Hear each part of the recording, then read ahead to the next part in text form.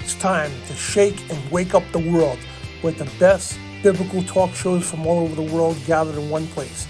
ShakeandWakeRadio.com, where the truth is all that matters, and the truth will set you free. ShakeandWakeRadio.com.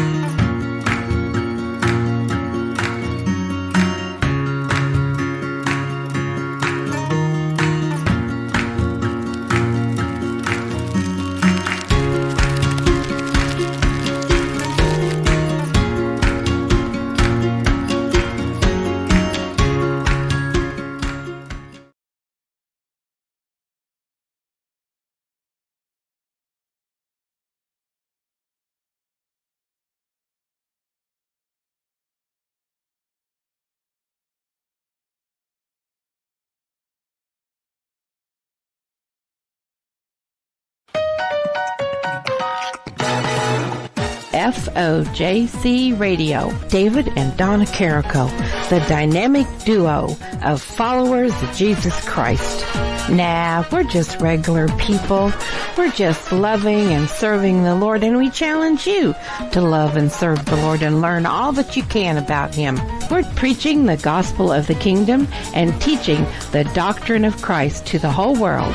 And thanks again for listening to our programs, and blessings to all of you.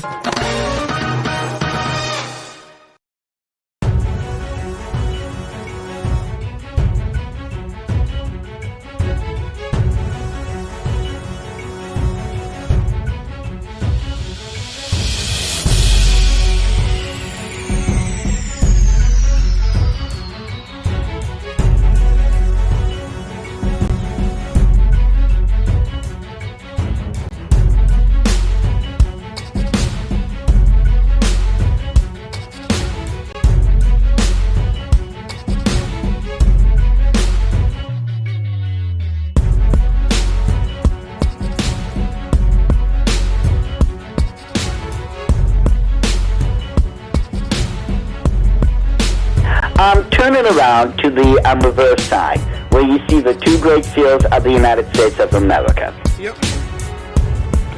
Okay? Now, if you notice, it says those are supposed to be the two great seals of the United States of America, correct? Yep. Those aren't. Those are the two seals of the Order of the Illuminati. Now, I have all this memorized from my days in the Illuminati.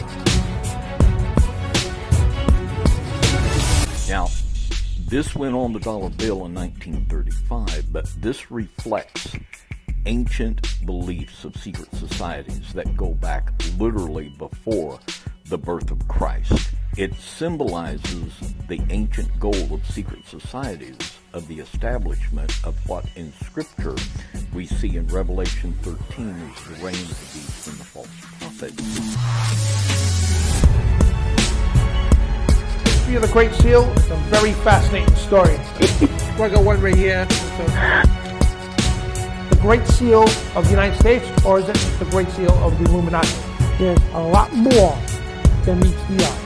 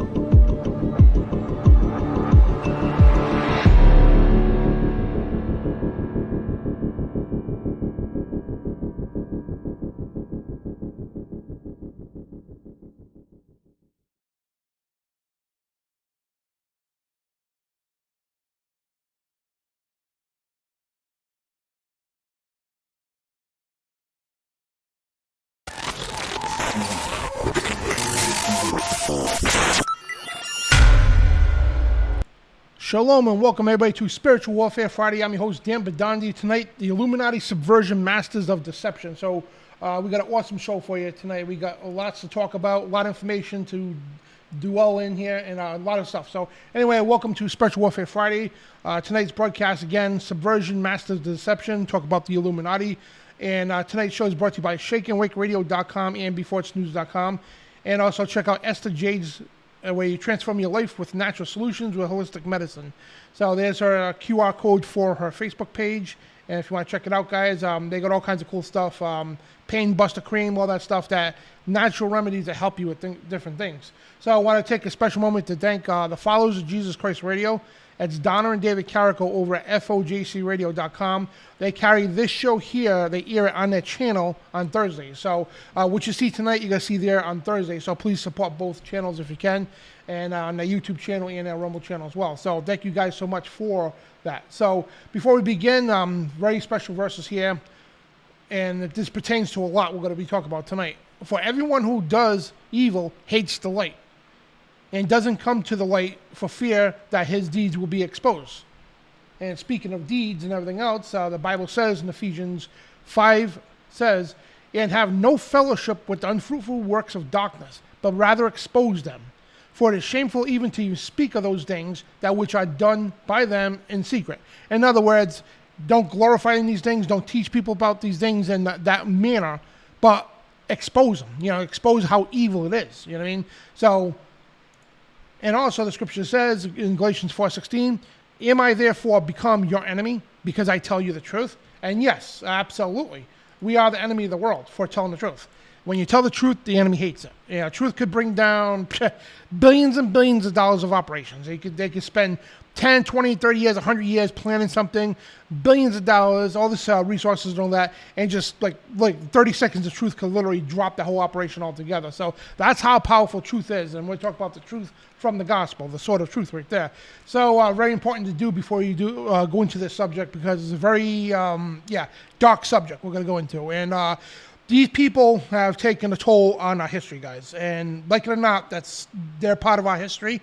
They're part of European history and all over the world, just about. So they have destroyed the fundamental churches here in America.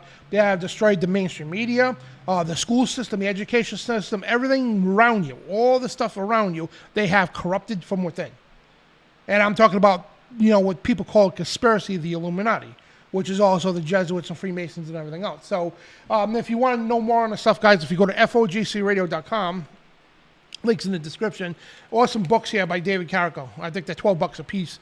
Real cool books, right? This one here is a Great Seal of the Illuminati. The United States, whatever the case, same thing.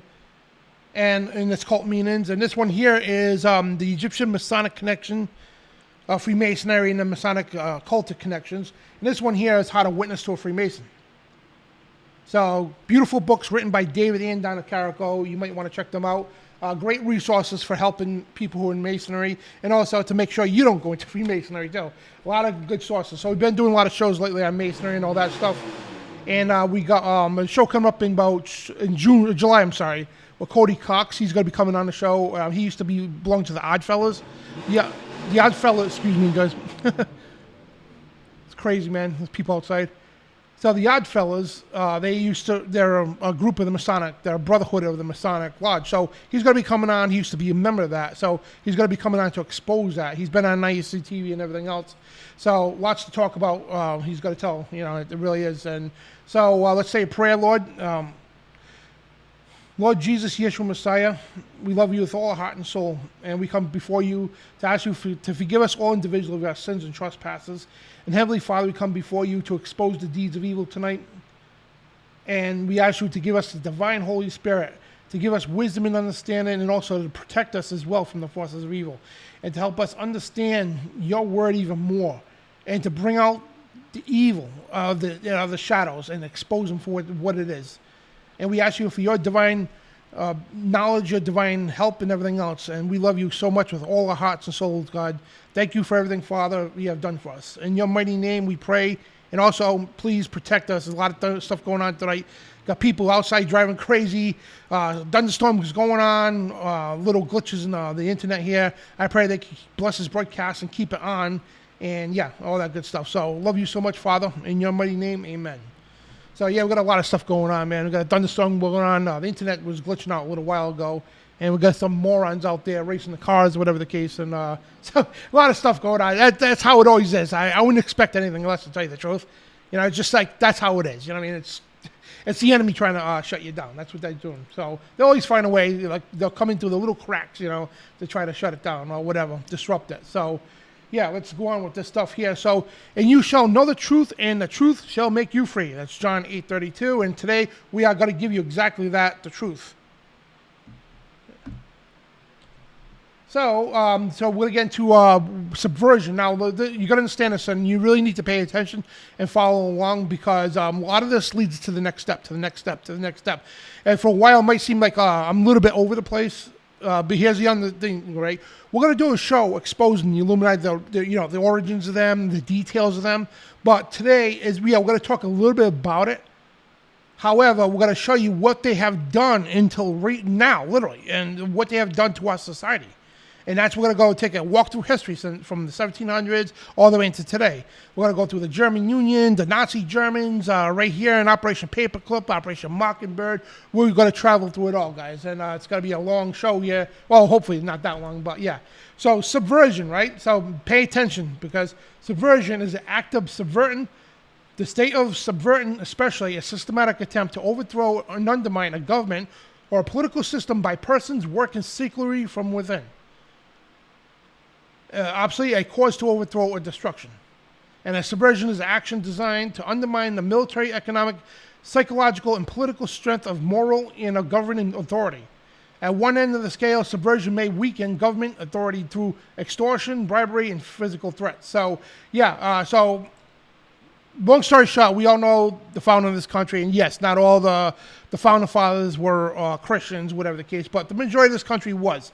The country literally was established on Christian morals. That's why the Ten Commandments are all over the place at the time. The Bible was taught in school in the old Diluted Satan Act of 1647 to establish public schools here in the new land to teach people how to read and learn the Bible, right? And you learn this for hundreds of years in the classroom about the scripture. You learned the Ten Commandments. You learned about Jesus Christ in the colleges. First 120 colleges all established on the Christian Judeo principles, the Bible. You know what I mean? So, and you would know any of this today because of the way society is. They completely erased all that from history. Completely. So what I'm trying to say is this country had a great start to it. That's why we were like a rock. This country was a rock, literally. And the moral fabric of this country was unbeatable. So the Illuminati couldn't have that. So they had to infect their way into this country. And first they tried to restart the revolution and all this other stuff. They failed. And they figured out, all right, how do we beat this unbeatable system? And it's just like my computer right now, your phone right now. Just say it was unbeatable, right? No virus could, nothing could destroy, right? Your phone, you can take a hammer to it, shoot it. It's invincible, right? Say that's what our country was, right? So they figured out the next step. All right, what do we do now? We infiltrate it. We use Frankenism, which is a German word for infiltration, right? We go into the smallest churches in the smallest towns. We go to the smallest little city halls, become members of the city hall, become members of the churches and all that stuff, and we infect it from within. And they have done that for hundreds of years in this country until what we got today. So that's Operation Subversion, which the communists did this in Russia and all that. So every time there's a political movement and an uprising in the country, like the country's on the verge of a revolution, per se, right? And this is a new version of subversion. They would infiltrate it like QAnon, that garbage on the internet. Yeah, that's a subversion tactic. That's the elite doing that. That's not no patriots or nothing like that. That's subversion. They purposely make the movement look bad, so it gives the government excuse and the public excuse to actually outlaw it, do away with it. So in the overall state, this country was literally great morals and all that, so they had to stop that. They had to subvert the country and destroy it from within the political systems, the religious systems, and the education system. The three main things, like in the media, right? 4 things. The mainstream media, right? At the time it was newspapers and books and all that, and today TV, right? And you got the religious systems out there, all the churches and all that. You got the political system, two birds of the same, two wings of the same bird, I should say, two sides of the same coin, Republican, Democratic Party. Then you got the education system, with the introduction of evolution and the Big Bang Theory, all came from the Jesuits and all that, which the Illuminati, whatever the case. So that's what's going on in this country. So we're going to take a little walk through history. So a lot of people think, all right, Adam Weishaupt, which we're going to get to in a minute here, was the founder of the Order of the Illuminati back in May 1st of 1776. That is true. However, okay, and actually, before we get going, Harold and Bill O'Connell, thank you guys for moderating the chat tonight. God bless you. What's up, Tim, Kim? Who else is here? Cookie Lady, what's up, sister? Kim, Wilford, and who else is here?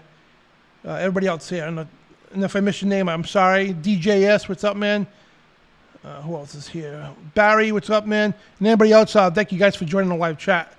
So, anyway, back to here. So, everybody thought Adam Weishaupt, which we was a creator of the Order of the Illuminati out of Bavaria, Germany, right? But it all actually started hundreds of years before him. So, this guy, they call him Saint Ignatius, which the Catholic Church has no authority to declare anybody a saint. Anybody who believes in Jesus, just want to let you know, guys, anybody that believes in Jesus Christ is automatically a saint. I'm a saint, you're a saint, we're all saints. The Bible makes that clear. You don't have to be canonized by a church to be a saint. That's not how it works. But anyway, this guy, Ignatius of Loyola, right, in the 1500s, he established the Order of the Jesuits, the Society of Jesus, right, which has nothing to do with Jesus at all. And it's like the Knights Templar and all them. They use these Christian-like persona to disguise and masquerade who they really are, you know what I mean? So nobody could ever expect anything bad from these people. So basically, he created the Order of the Illuminati back in the 1500s, right? And I forgot the Pope's name. I should have had this information. But again, we'll get into that when we get to a show about the Illuminati itself. So he created the Order of the Illuminati. And I guess it was too revealing at the time. The Pope didn't like that. So what he did was he created the Society of Jesus, the Jesuit order, as a system to hide and masquerade the Illuminati. So basically, the people thought it was another sect of the Catholic Church, but within the inner circles, the Illuminati was hiding. So for hundreds of years, this was like this, right? So a lot of people started suspecting, oh, wait a minute, there's a tie between the Catholic Church and the Illuminati. And if you've seen the movie, which I don't, I'm not even going to bring that movie up, with Nicolas Cage, whatever the case, I'm not going to bring it up. I don't want to give that movie any glory. But anyway, they established the dark secret. It's a secret order, the Jesuit order, right? And within that order, they had in the inner circles that nobody knew about, was the Order of the Illuminati.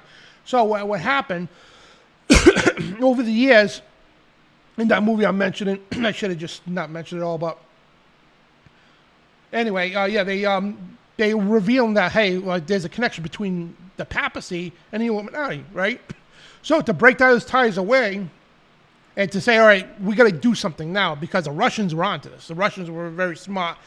They were seeing that there's a big connection. They're coming out of Rome. Like, there's a problem here. So what they had this guy do, Adam Weishaupt, and he was a professor in canon law out of Ingolstadt University, right? Not coincidence, he was a Jesuit as well.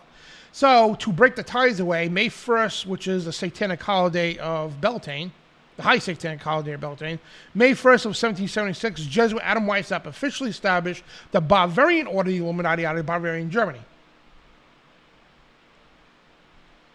And that's where the official order came from, after that, just to break the ties away from Rome. So he ran wild with this, right? And later on, they were established by, they were financed by which is known today as the Rothschild. Baron Rothschild literally financed the Illuminati. So again, we're going to get into those detailed information when we do a show on Freemason. The same thing. Illuminati themselves. So this book here by John Robinson in 1798. This is John Robinson's book, Proof of a Conspiracy. And let me get you a picture of him here. So it's important to know who he is. So he was a British physicist and a mathematician. He was a professor in natural philosophy and precursor of the natural science at the University of Edinburgh, right? A member of the Edinburgh Philosophy Society when received its royal warrant. So, yeah. Anyway, he ended up writing a book called proofs of a conspiracy in 1797, right? Accusing Freemasonry of being infiltrated by Weissapp's order of the Illuminati. And his son was the inventor, Sir John Robinson. So, the son of Robinsons, whatever the case. Anyway, he come across the doctrines and everything else, and he wrote this book back in 1798, which I got it here myself. It's called Proofs of a Conspiracy by John Robinson, right? So if you ever get a book, buy this book. I very much encourage it. And it's like Old English a little bit, but just take your time and read it. It's a good book. And he exposes the Illuminati from within. And again, this is from 1798. Obviously ain't a original copy from them, but you get the point. Very good book to have, right? And so he was one of the first people to come out publicly exposing Freemasonry. And so, long story short, he ended up talking about later on, this when the Illuminati, again, we're going to get to the details about the Illuminati some other show, but the Illuminati, when they started coming to power, they started gaining a lot of membership in prominent places, politicians, everything else. What they did was they had to establish some form of mind control, literally brainwashing the public. So back then, the form of media back then was newspaper journalists, authors and all that. They didn't have TV and radio, obviously, you know what I mean? So that being said, they established this thing called the German Union. It started in Germany, and what it was a German Union. Let me see if I get, which right here. Now, so it says Spartacus, right? Now, Spartacus, and again, we'll get to details later. Spartacus was Adam Weissapp's name. Everybody in the Illuminati at the time, they chose a name to call themselves, a code name. You know, Spartacus is the old name, whatever. This was to his assistant, Cato. So he said, all right, this is Proof of Conspiracy, page 114, talking about the German Union, right? Now, check this out. He says, by this plan we shall direct all mankind in this manner, and by the simplest means we shall all set in motion in the flames. The occupations must be so allotted and contrived with we may in secret influence all political transactions, and NB this alludes the part of the that's withheld from the public. So because it contained the allowance of the most rebellious and prolific occupations to several persons whose common names could not be traced. I have considered, says Spartacus, that's Adam Weishaupt, everything so prepared is order should be go day to ruin. I shall in the year reestablish it more brilliant than ever. According to it got up again about this space of time under the name of German Union, appearing in the form of reading society. So to break this down in long story short, he's saying, hey, we need to establish a form of communication to reach the public, to brainwash them, to use propaganda. So how do we do that? We start a society of writers and all that stuff to reach the public. And he goes on to say, the author says that the German Union was, to his certain knowledge, the work of the Illuminati. So the German Union was established, and again, with authors, newspaper articles. So they wrote papers and all kinds of stuff, books and everything else, that would introduce Illuminism, so to speak, into the general public.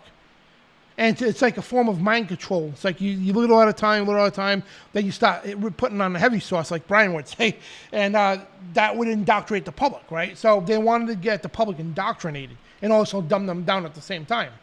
So what this was going on, right? This was spreading all through Europe. The Illuminati, they were taking over Masonic lodges. Now, again, we're going to get to the much greater details when we do a show about the Illuminati themselves. How they operated and all that stuff. So in 1791, there was, let me get that for exact here. Hold on a second, one second. It was, 1782, I'm sorry. It was the Congress of Wilhelmsbad, where the Illuminati joined with the Jacobins, the Druids, and the Knights Templar, all joined within the lower ranks of Freemasonry. Now, if you watched the show last week, where we did a show on Masonry, and we exposed a little of that. So basically, within the Blue Lodge of Freemasonry, the first 3 degrees, which is predominantly Christians or whatever the case, they head within the order of Freemasonry within the Blue Lodge. So nobody could at least suspect, again, like they did before, that, hidden within the order of the Jesuits, now they're hiding the order of Freemasonry within the first 3 degrees. Now, not all the, people in the first 3 degrees have no clue about it. It's just the inner circle concealed by that. Because the public, and we'll get to that with John Robeson says about that in a minute. Let me think my slides are a little out of order here. So, all right, yeah. Did that even come out? Hang on a second. I hate when it happens. You set the slides in order, and I think a couple of them a little awkward out of order. So, anyway, and if I get to it, I will, but I do got it in the book here. So, John Robeson warned people about this, right? And so, the Illuminati, right? And this is how they went underground, kind of. They stayed in population, like because you hear in the colleges, if they teach about them, that the Illuminati stopped existing and all that stuff in 1785, and they were dismembered. No, they were not. They just went underground, literally. And so, in pages 112 from the Proof of Conspiracy, John Robeson, right? He says, the great strength of our order lies in the concealment, and let it never appear in any other place on its own name. So it's not going to appear as the Illuminati anymore. It's the Illuminati, but it's not going to appear as the Illuminati. And but always covered by another name and another occupation. And none is fitter than the 3 lower degrees of Freemasonry, that's the Blue Lodge. The public is accustomed to it, expects little from it, and therefore takes little notice of it. And as next to this, the form of the Learn of Literacy Society is best suited with our purpose, which is talk about the German Union here. And had Freemasonry not existed, this cover would have not been employed. So he said, thanks to Freemasonry, they were able to go underground without problems. And it may be much more than the cover. It may be a powerful engine in our hands. By establishing reading societies and subscription libraries and taking these under the direction and supplying them through our labors, we may turn the public mind, which we will. So we just talked about the German Union, right? Which again, these societies, or reading societies, all that, to literally indoctrinate the public.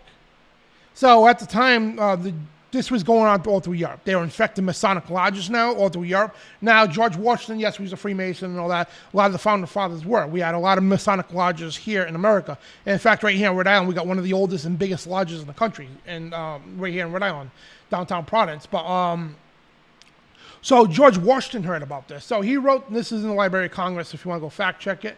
So, hang on, let me put on my glasses. So George Washington, this is in 1798, the Reverend J.W. Schneider sent Robeson's book to George Washington. The book I just have in my hand, right?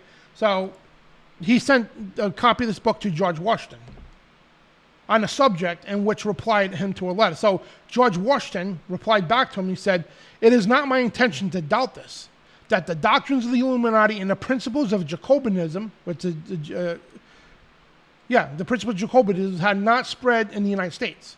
On the contrary, no one is more truly satisfied at this fact than I am." And at the time, that didn't mean that he was happy about it. That means he understood it. So the idea that I mean to convey, because he goes on to explain that, nobody's truly satisfied more than I am. That the idea I meant to convey was that I did not believe that the lodges of the Freemasonry in this country had, as societies, endeavored to propagate the diabolical tenets of the first, the pernicious principles of the letter, they are susceptible of separation. That's individuals of them that may have done it. And that the founder or instrument employed to found the democratic societies in the United States may have had these objects and actually had separation. And the people from the government in view too evident to be questioned. So George Washington was very aware of this stuff about the Illuminati infecting Masonic lodges here in America. So, of course, the Illuminati got their way in here, and they really pushed their way through. They started infiltrating churches. They started infiltrating like the school system and everything else, and the political, especially the political system. So, and Thomas Jefferson, we got to do a story on him. Yes, he grew up as a Christian and all that stuff, but in his latter years, he became infected with Illuminism. The Illuminati got to him. And so he wrote his own Jefferson Bible. I don't know if you all seen that Jefferson Bible. It's, let me see. It's the Bible that the presidents swear on when they get into office, right? And every president of the United States is elected as honorary Freemason. Except for John Quincy Adams, he declined that real quick. He was against it. So the Jefferson Bible, right? And he rewrote the New Testament. He literally took out what he wanted to take out. He removed the book of Revelation, claimed there was ravens from a madman. Yeah, and so when you see a president swearing on the Jefferson Bible, yeah, that's not a Christian doctrine. That's an altered doctrine. Now, yes, Thomas Jefferson was probably one of the best patriots in this country, but toward his latter days, he became infected with Illuminism. You know what I mean? So you got to understand that part. You know what I mean? So in this country, we had a lot of infiltration within the political ranks and systems and all that stuff. So in the 1800s, you had this guy named Albert Pike that came along, right? So at this time, in the 1800s, now 1700s to the 1800s, they were infecting everything. We're going to get to all this here. So in 1971, an American general named Albert Pike, who had enticed into the Illuminati by Giuseppe Mazzini, completes his military blueprint for 3 world wars and various revolutions throughout the world, culminating into the movement of this great conspiracy into its final stage. So these Illuminists, they had a plan. How do we establish a new world order? How do we do that? If we even talked about this to the public, they would probably shoot us. That's yeah. So they realized how to do this, because remember I told you they tried to recreate the revolution, start the war of 1812, this, that, and the other thing, and they knew they couldn't do that. They tried to bring the New World Order by force. They tried it again in the 1900s with FDR. Yeah, and that failed miserably. So they learned eventually, we have to create the problem. It's called Hegelian dialect, order out of chaos, problem, reaction, solution. So basically, the public will not accept something, right? Like, I got to be careful what I say because of YouTube. But just they want to push the MOB, the mark, right? And most people say, yeah, take that and shove it up your behind, you know what I mean? Literally, So the people wouldn't accept that. So what they would do is they create the disaster to make people, oh man, I guess we do need that because it's going to solve things. You know what I mean? So they create the disaster, the order out of chaos for people to willingly accept it. So they understood this philosophy here. So Albert Pike, and we're not going to get too much into this because it's a whole show on its own, but he wrote these letters to Giuseppe Mazzini. How are we going to stage 3 world wars? Now, he talked about the first one. It was a permit the Illuminati would overthrow the power of the Tsars in Russia.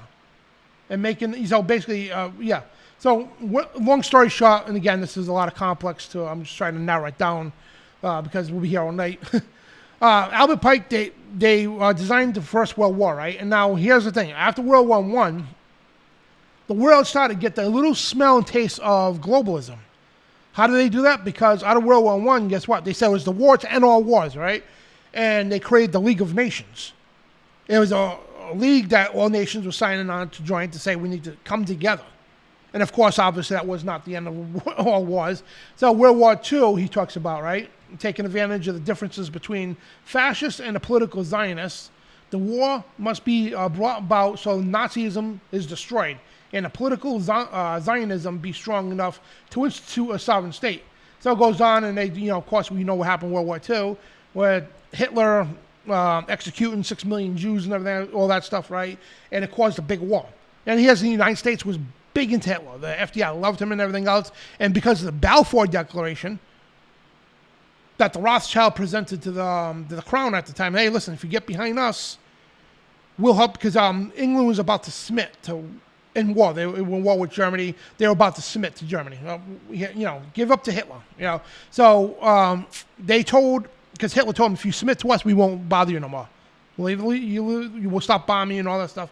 So the Rothschild came to the crown at the time, say, hey, listen, it's like, if you agree to say that Israel is now a nation, well, not only you don't have to submit to Germany now, but we'll help you win the war against them. We got all the money in the world. We could do that. So, of course, they fell into that. Then, all of a sudden, they convinced the United States to join. So, the United States went into pro-Hitler, pro-Germany, pro-Nazi, instantly, overnight, into anti-Hitler, literally. And all of a sudden, now we got to save the Jewish people and everything else. And then the United States admitted, say, all right, yeah, Israel's now a nation, right? So it became a nation in 1947. And again, out of the World War II now, it introduced not just the League of Nations now, but the United Nations. And World War III, must be fomented by taking advantage of differences caused by the agenda of the Illuminati. Basically, the agenda of the Illuminati between political Zionists and the leaders of the Islamic world. And as you can see, that's going on right now. The war must be conducted in such a way that Islam and Muslim Arabics and political Zionism at the state of Israel mutually destroy each other. And look, if you're blind what's going on right now, this is back in 1871. Hamas, look at all that's going on in the streets in America now. You got protesters for Palestine, protesters for Israel. People going to war in the streets, going to war over there right now. And out of this chaos, guys, this war is going to come World War III. And you got Russia and Ukraine going at it, China and Japan. It's a mess out there, right? All orchestrated by these people. And no, he wasn't a psychic. Nothing at all. It's just that they predicted it. I'm sorry, they didn't predict it. They planned the whole thing. It was all staged. And if you think these countries' leaders are, some are innocent, they're all in on the game. They have to stage these things to push to World War III. Now, why would they want to push World War III? Why in God's name would they want to do that? To push their New World Order. Because they know out of the chaos, their order is the New World Order. So my buddy Doc Marquis, God rest his soul, he used to be in the Illuminati, right? He gave me the 5 points of the Illuminati. Now, if you know what's going on in the world right now over the last couple of years, you can see this 100% unfold, right? The priorities of the Illuminati, right, is the destruction of Christianity and all monarchical governments. You're seeing that happening now. Been happening. Number 2 is the destruction of nations such as favor of universal Unitarianism. And 3, the discouragement of patriotic and loyal effort branded as narrow-minded prejudice. And look what's going on now. Anybody who says a patriot, that's calling, they're trying to discriminate patriots. Incapable of which tenets of goodwill to all men and cry of the universal brotherhood. And 4, the abolition of family ties and the marriage by means of systematic corruption. And look, with Pride Month and everything, all this stuff going on, destroying the nuclear family. And 5, the suppression of the rights of inheritance of property. So they want to abolish private property. I mean, we could go down right on the list. And there's some other, Edith Starr Miller, I got her book, it's called Occult Theocracy in 1932, she wrote, right? The goals of the Illuminati. It's communism and the New World Order. And if you're not living on a rock, you can clearly see what's going on now. Where the destruction of Christianity, monarchies, nation states in favor of the world government for internationalism. So look at all these big mainstream religions right now, right? The Catholic Church always pushing for one world religion. It's Antichrist religion. The abolition of family ties and marriages and means of promoting homosexuality, promiscuity, i.e. Pride Month, the end of the inheritance of private property, and the suppression of any collective identity and spurious name of universal human brotherhood, diversity. That's what they're pushing now, right? She said this back in 1933, which is the same thing as, it's the same thing. They're clearly doing that now. They're pushing diversity and all that. It sounds good and all. It's not. It's communism. And this is Alice Bailey. She talked about the 10-point plan to destroy Christianity, right? Now, Alice Bailey, I forgot when she lived. She was a, hang on a second. Just want to give you a rough idea who Alice Bailey was.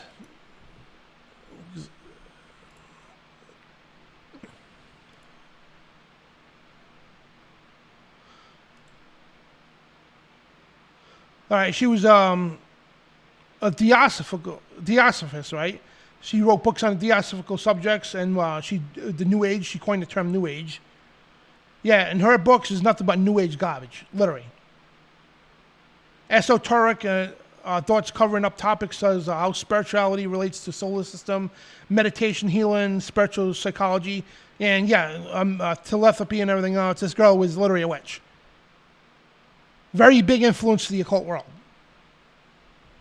So her plan was to destroy Christianity, is to take God in prayer out of, hang on, let me get the slide up on my end here, because I hate trying to read through the little picture there, because it's just like sound like a buffoon trying to read. Hang on a second, where is she here? There she is. right, here we go. So she says to take God and prayer out of the education system. They've done that. Dig up into the 1970s, 60s and 70s. For hundreds of years, God was taught in public schools. The Ten Commandments were taught. The Bible is taught in public schools, right? So they have succeeded with that, right? Now she says to reduce parental authority over children. Yeah, and that's going on now. I mean, God forbid you spank your child, you get DCF called on you. And destroy the Judeo-Christian family structure or the traditional Christian family structure. And that's what they're doing today. And if sex is free, then make abortion legal and make it easy. And they've done that. Make divorce easy and legal and free people from the concept of marriage for life. And divorce is at an all-time high. Make homosexuality an alternative lifestyle, and they have done that. Here we are in Pride Month. It's disgusting. Debase art and make run mad. Look what they've done. Black Lives Matter, Antifa, and all that, destroying statues and monuments and everything else. Yeah, race and history. Use media to promote and change mindsets. Now, this is what they're focusing on today, this right here. To use media to promote and change mindsets with the means of propaganda. We're going to get into it in a minute. So create an interfaith movement. That's what the Pope's done. The United Nations, that one world religion, the ecumenical movement. Get governments to make all these laws and to get the church to endorse these changes. And the Pope's done just that. And all these have been complete.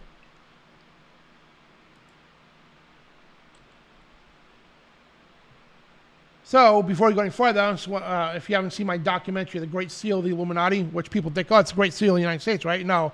The Great Seal of the Illuminati, long story short, this seal, Thomas Jefferson, was given to Thomas Jefferson by a man in a cloak, literally, because they were looking for a great seal for the United States of America. So, if you look at the seal, you'll see it on the dollar bill. That didn't come on the dollar bill until about 1932, where FDR and Henry Wallace is new vice president. So you see the seal with the so-called eagle, right? It's actually a phoenix. That was on the presidential seal and all that stuff, right? So now the one with the pyramid, this seal put here was hidden from the American public for over 200 years. So FDR and Henry Wallace put this on because they were pushing the New Deal. And it's not a coincidence that when FDR was calling for the New Deal here in America, right? Hitler, the Pope, and Mussolini were all calling for the New Order. It meant the New World Order. Is now a crown of success. And that's when, not a coincidence too, when the Federal Reserve took complete control in this country, it killed the whole bank in the United States of America, and the Federal Reserve is now the official currency of the United States of America. It's not even federal. It's a European offshore bank. They have token oil gold and all that stuff, and they even had an order out, FDR, executive order to confiscate American citizens' gold if you owned it. And you were not allowed to have gold even though you paid for it.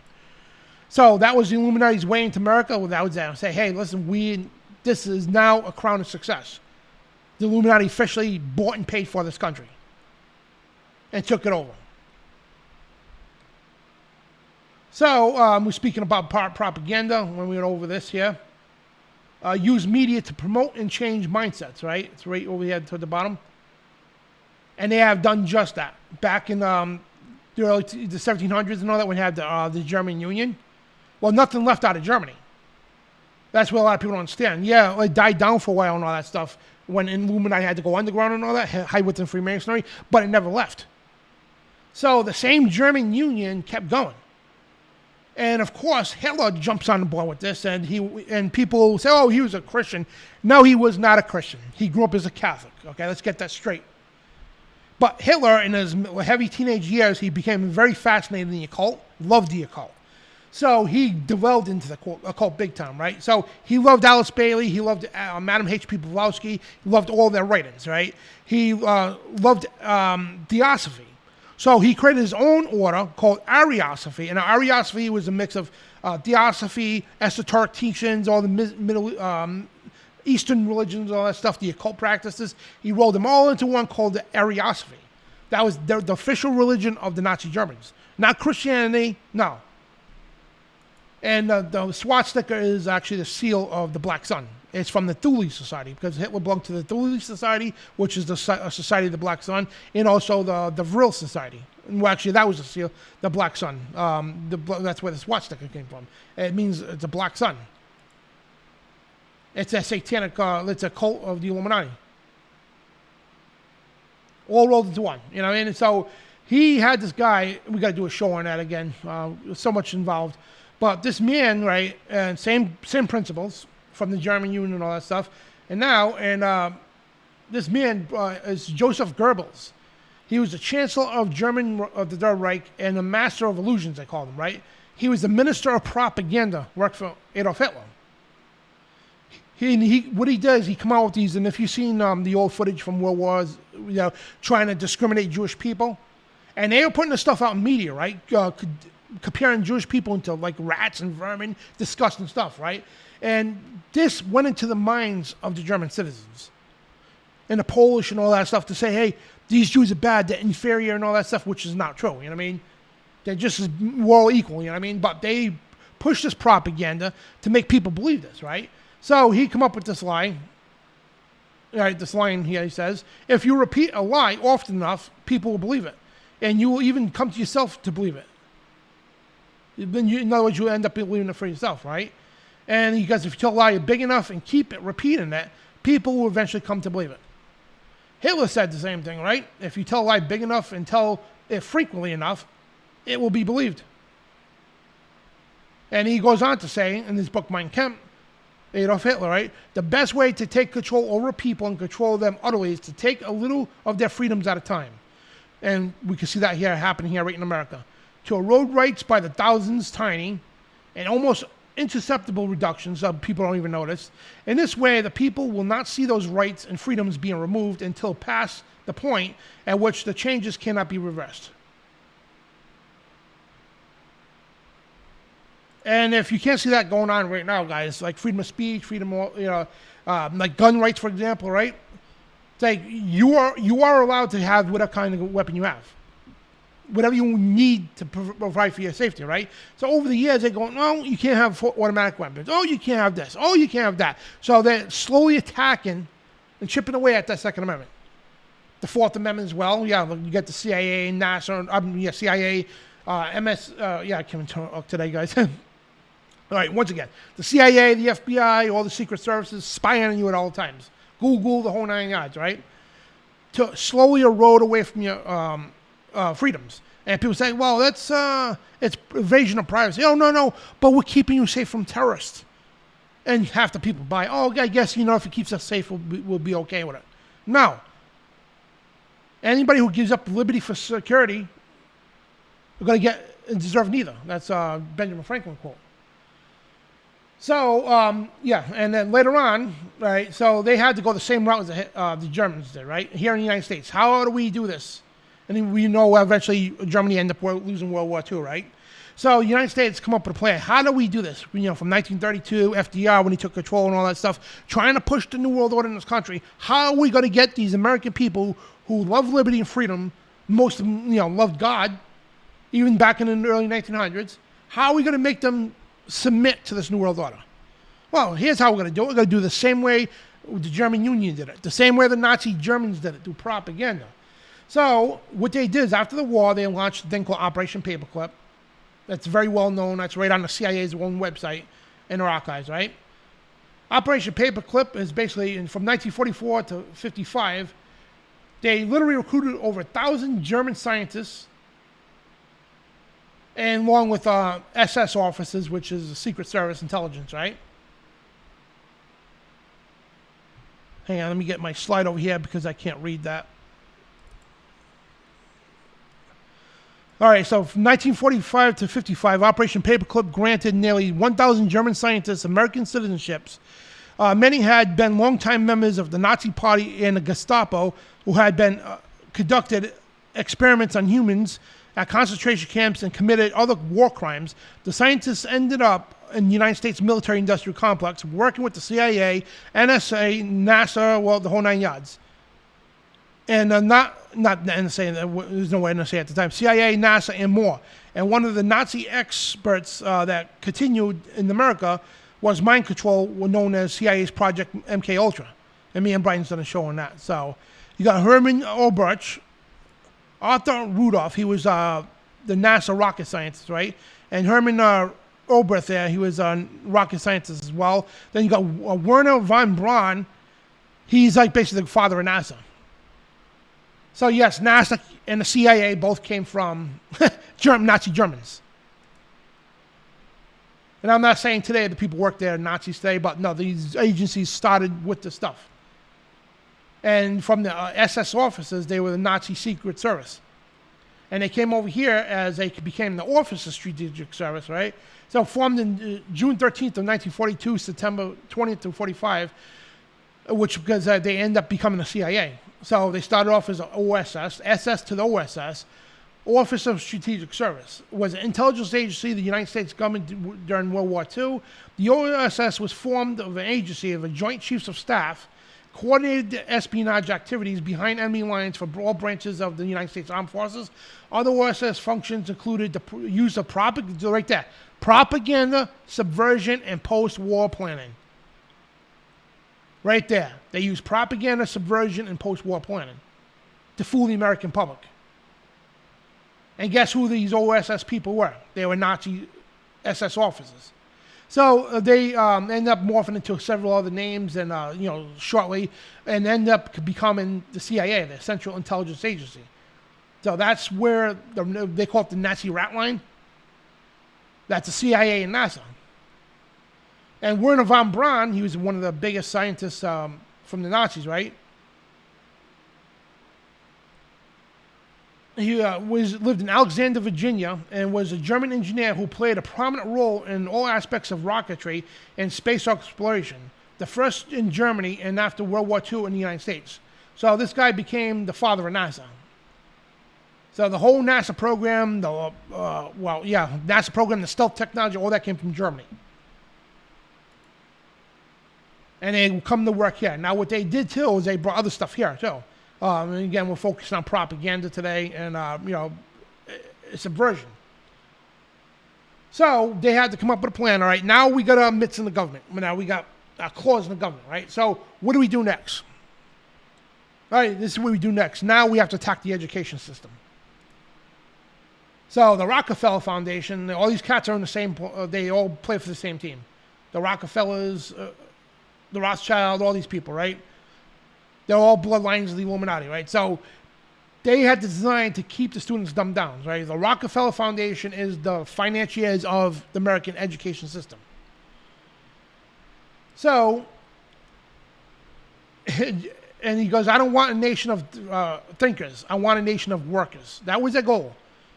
Because we had pioneers in this country. People who went to school, college, and all that. They became great pioneers, inventors, and if you look at people like I did a study on just the founding fathers. I think it was Thomas Jefferson, right?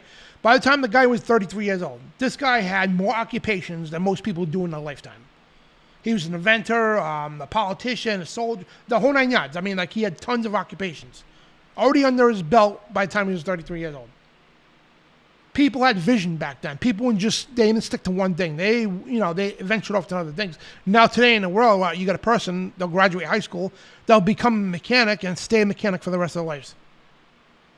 I must have had probably 40 to 50 different jobs and careers because I just wanted to learn more and, practice all these things. I mean, like be a jack of all trades, I mean, that was how Americans were back then. Now today it's just like, I'm just going to go to hairdressing school. It's all going to know for the rest of my life. You know what I mean? There's nothing wrong with it, but I'm just saying, and there's no venturing off. So the education system had a big part of this because they want you to focus just on your job and all that. Don't pay attention to the world out there, with the politics going on and all that stuff. Don't pay attention to that. We got you. So you just stay in, earning your money and, just living your life like that. Don't worry about it. And that's a bad way to do. So John D. Rockefeller created the General Education Board in 1903 to dispense the Rockefeller funds to education. And he says, we are on the verge of a global transformation. All we need is the right major crisis and the nations will accept it, the New World Order. And Robert Emanuel said, too, don't ever let a crisis go to waste, a good crisis go to waste. So, like I said, problem, reaction, solution, order, chaos. They need the right crisis to stage a New World Order. And we're at that doorstep now with the whole wars going on with Israel and Hamas and all this stuff going on. The 3 world wars, whatever, but the education system was taken over by the Rockefellers, and right back in 1903.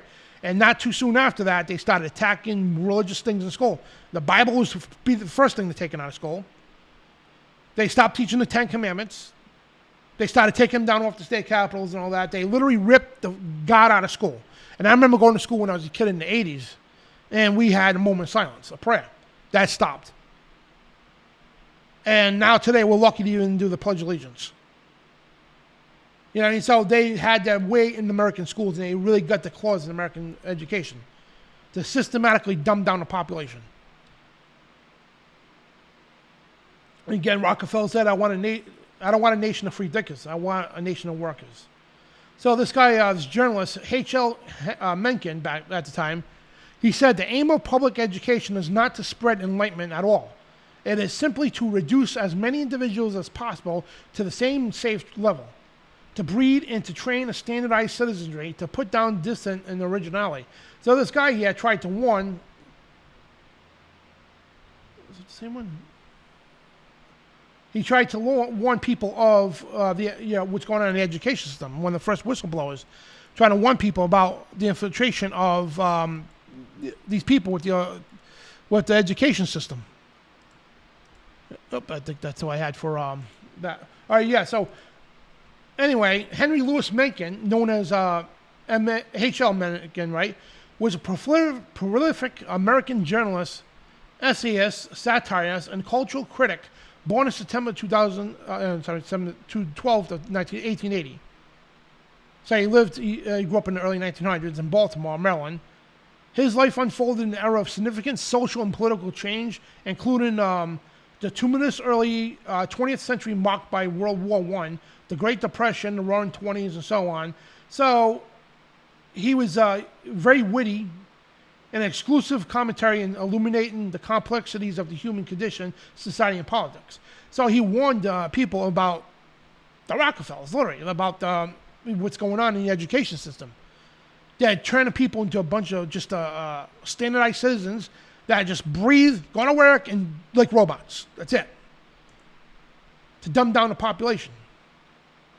And he says the most dangerous man to any government is the man who is able to think things out for himself, and is not 100% true.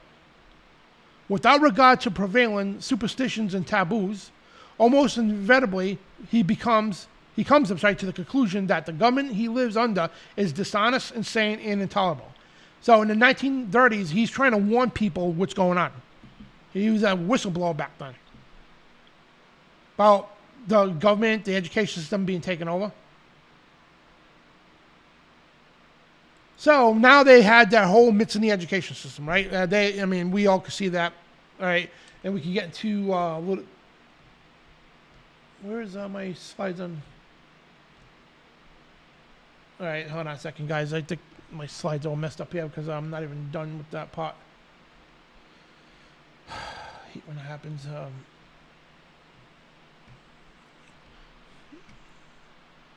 Hold on, bear with me a second. Where is my slides on?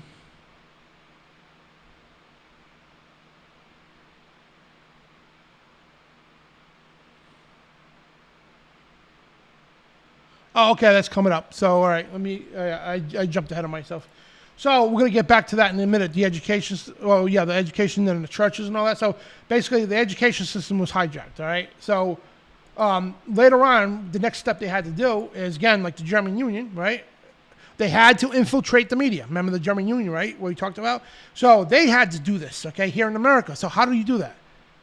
You take control of all the mainstream media at the time, TV, radio, newspapers, magazines, publishers, right? They have done that, right? So this is also on the CIA's website. You go see it for yourself, Operation Mockingbird, where they bragged that they took control of the mainstream media, at the time the 6 general media outlets, right? Fox, CNN, the whole nine. Yeah, it's both sides of the same coin. What they do is they put their people in power as editors-in-chiefs and all that stuff to control what goes out to the public. Now, understand, right? You got them, just say, we'll use Fox, for example, right? You got Fox News, the big honcho Fox News, right?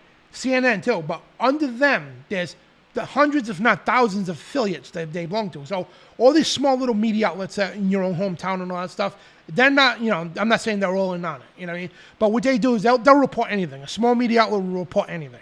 So what makes it to the big outlets, right? So basically, the big outlets, like Fox, right, they'll cherry pick. They'll go through all the Fox affiliates all over the country.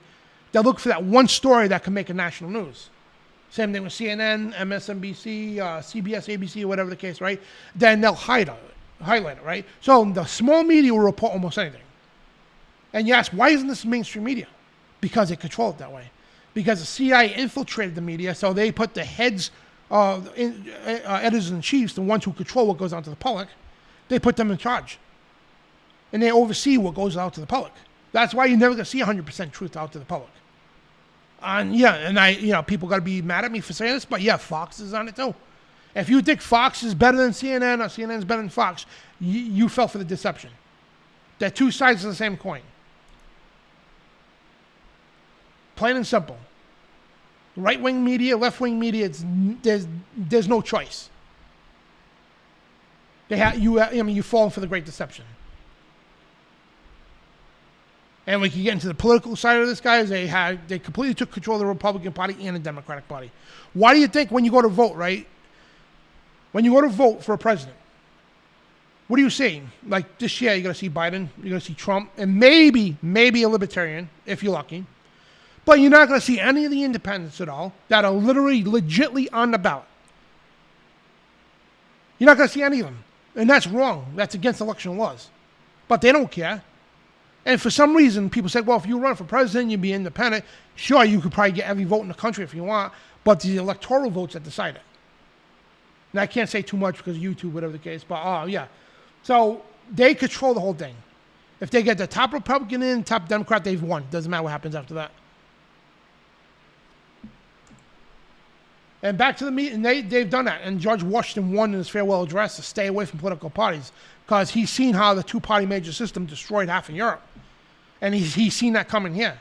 Then later on, the Republican Party came, then the Democratic Party. They established their own parties afterwards and created this illusion of choice, the red and blue brand. It's like Pepsi and Coke, Burger King and McDonald's. It's illusion of choice. Yeah, plain and simple. So Operation Mockingbird is basically the CIA infiltrated all the media and took control of it. So they completely control what goes on. And it was what's his name now? Ben Swan and Amber Lyon. They were two big mainstream media reporters. I got to meet them when I worked for InfoWars, and they ended up going off on their own because they covered a lot of stuff in the Gulf War, a lot of truth that nobody was covering. So they would have these 10, 15-minute reports, like just really nailing down what's going on in there, right? So the editors-in-chiefs, they would cut it down to 30 seconds to a minute and take it way out of context. And because it went against their sponsors, it went against the agenda for war and all that stuff. So that's just some examples there. So they control what goes out to the general public, just like the German Union did. And they got all the little magazines and all the little affiliations and all that, all part of it now, especially nowadays. So you don't know where the truth's coming from. And that's why they're trying to shut people like us down. To try to push this propaganda on us. Propaganda and subversion through the media. And sure, like Fox will act like they're on your side, but they're not. And that's why they kick people like Tucker Carlson off because, and they would have had him gone a long time ago, but they would have got destroyed because of the ratings. At the time, Tucker Carlson was the only one keeping Fox alive. So that's why they let him go eventually. Hang on a second. So Operation Mockingbird, if you actually Google it, you can see right from the CIA's own website, they brag about this. And actually, if you want to take a little closer look at that, well, you can do that.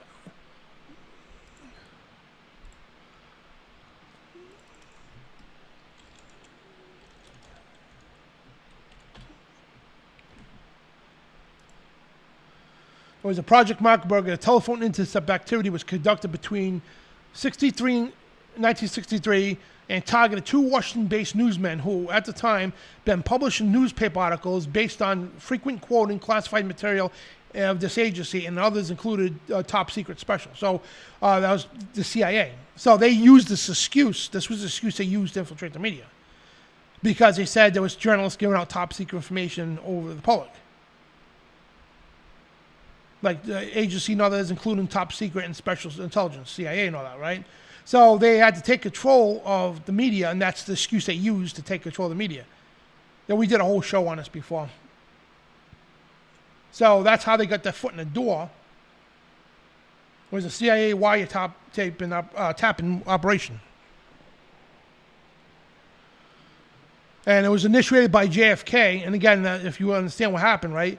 Because JFK was told by his Joint Chiefs and intelligence that, hey, listen, there's people who work for our media that are giving away secrets, and our enemy at the time, you know what I mean, with Cuba and all that, in Russia and all that. So we need to stop them. So, of course, JFK says, yeah, all right, let's shut them up because they were giving out secrets. You know what I mean? So they used that, and it was a ploy just to get into the mainstream media. It had nothing to do with any of that. That was just an excuse to get in there, to get their feet in the door. And once the CIA got their feet in the door, that was it. That was it, completely. And they completely took control of all the American media, especially right now as we speak. And everybody who's been following me with InfoWars and all that, you see my work with the Boston Marathon bombing and things like that. Yeah, we exposed the truth and we got holy hell from it. And we got threats from federal agencies, everything else over at InfoWars. And yeah, because we actually infiltrated the mainstream media and brought the truth out to the entire world, literally. It was awesome. So David Rockefeller's memoirs, right? This is how tight the media is. So he quotes, right? Let me see if...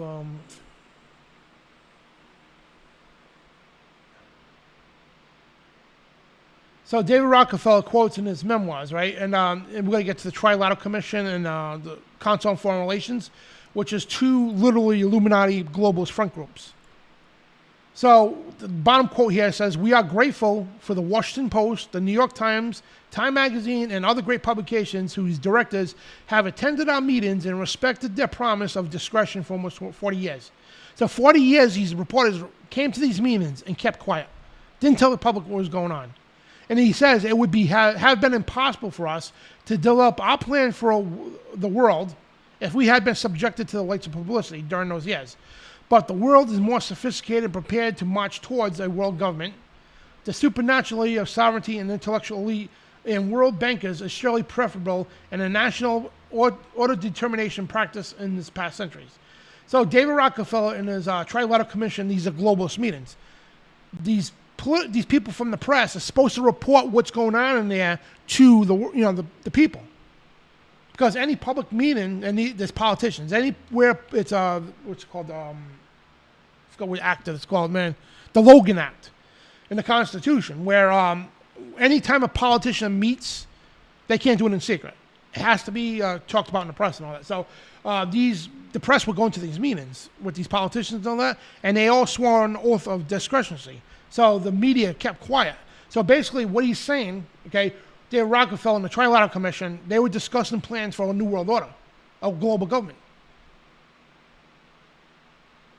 And the Washington Post, New York Times, which is all Operation Mockingbird controlled, Time Magazine and all that, all kept quiet. For 40 years, didn't tell the public what was going on in these meetings. That's treason.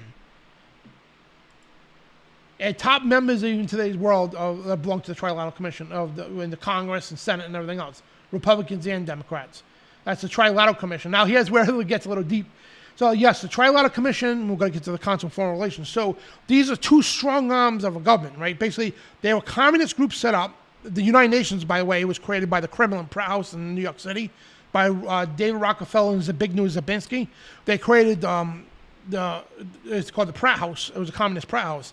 And that's what formed from the League of Nations to the United Nations. That's why the UN's in New York. Not a coincidence, right? So the Trilateral Commission and the Council on Foreign Relations, they are literally political groups of the Illuminati. And that's the best way I can say it. So it's not a coincidence. Take a look at that symbol for a minute, right? Looks like a recycling symbol, or what is that, right? It's actually a whirlwind. Now this goes deep. So this guy here, and this is the Tematra, I can't pronounce that right. But anyway, this is supposed to be Enoch in his cube. Right? So they believe Enoch became Metatron, which is not true. This is Kabbalah garbage. And like I told you in the shows in the past we talked about, Masonic and Illuminati, their religion is Kabbalah. They believe God is an androgynous God. He's both Satan and God at the same time. All that garbage. They blaspheme the Holy Spirit, and they completely take Jesus way out of concept, right? So they believe not only Metatron is Enoch, but also Jesus too. Jesus, they're all the same people, which is not true. But this is what they believe, right? So Enoch, to them, Metatron was the angel in the whirlwind. Now, there's a book called Angel in the Whirlwind, Metatron, right? Complete Kabbalistic garbage. And it says Metatron, the false Christ, the book of Enoch, and Jubilee. So this guy's actually exposing it here. So Metatron, the other Jesus, they're saying, right? It says the Metatron, the false Christ, the book of Enoch and Jubilees, and the Babylonian Talmud mentions Metatron in 2 other places. So describes his parrot of duties and the prince of this world, basically it's Satan, you know what I mean? So Metatron is not, and they believe Metatron became an archangel. Now, we could do a whole show on that one time, the angel in the whirlwind. Now, you heard George Bush, one of his famous speeches, he was talking about angel in the whirlwind, 1,000 points of illumination. Yeah, take a wild gander what he was talking about. Yeah, the Illuminati. So they believe that Jesus and Metatron are the same thing, which is blasphemy. The angel in the whirlwind. So that's why that symbol is used, and we could talk about that too sometime. Enoch in the... Hang on a second, let me see if I can grab this up online quick.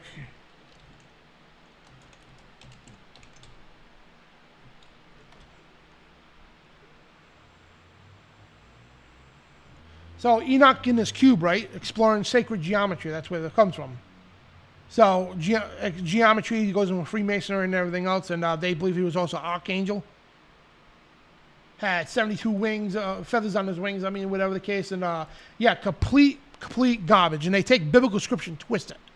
Now, they try to get this off Enoch. Now, Enoch, right, Noah's great-grandfather, son from Adam, not the evil one, the good one, right?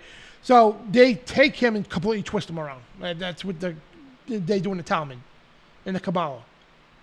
So anyway, that's what they believe. That's what they believe. That's why they purposely chose for the Trilateral Commission is the angel in the whirlwind symbol. And it goes deeper too. So you got the Council on Foreign Relations, right? And it's kind of funny, the Council on Foreign Relations, it's a very powerful organization. Now, years ago, this woman, Gina Raimondo, she's Biden's press, was she Secretary of Commerce, I believe? So she was our governor for 2 terms, unfortunately. So when she first ran for governor, she was a state treasurer, and she stole like hundreds of millions of dollars, a lot of pensions and everything else. I thought this woman was going to jail, but she ended up running for governor. I'm like, no way in heck she's going to win.